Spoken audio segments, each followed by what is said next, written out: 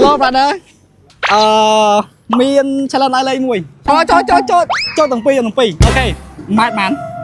ម៉ាត់6បង ម៉ាត់ម៉ាន ខ្ញុំមក65 អើ65ទៅឆ្ងាយមួយសិន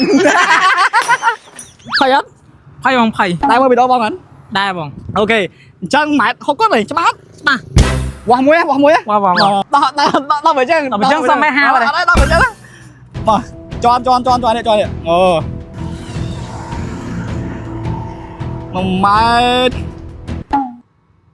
ម៉ែត្រ58ម៉ែត្រ58 ខេ58ហ្នឹង អូខេបង អូខេចុំដឹងអាខ្លះសំណាងអត់ អត់បង កាន់តែទៀបកាន់តែបានដូចច្រើនអីមិនថាម៉ែធំណា ហប់យ៉ាងទៀត ដល់ពេលផតទៅបាន58ដែរ ពេលបិជើងបែរ6 សំណាងខ្លួនឯងមាន 50% ហើយ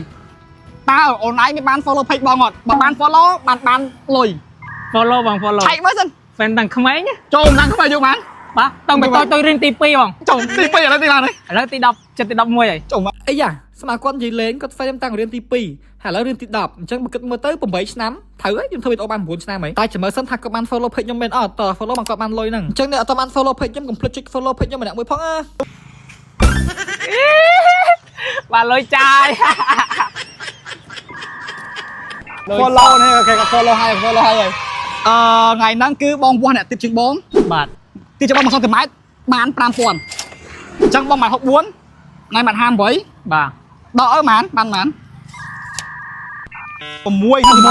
សង់ទីម៉ែត្រ អញ្ចឹង1សង់ទីម៉ែត្រ5000បានប៉ុន្មាន30000រៀលអីលុយអត់សំណាងលុយសំណាង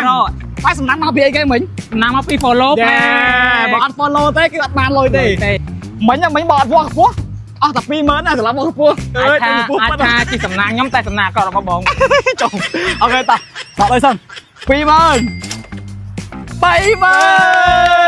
1ម៉ែត្រ58យើងលើកម្ពស់អ្នកដែលទៀបដូចគ្នាមែនណា មែន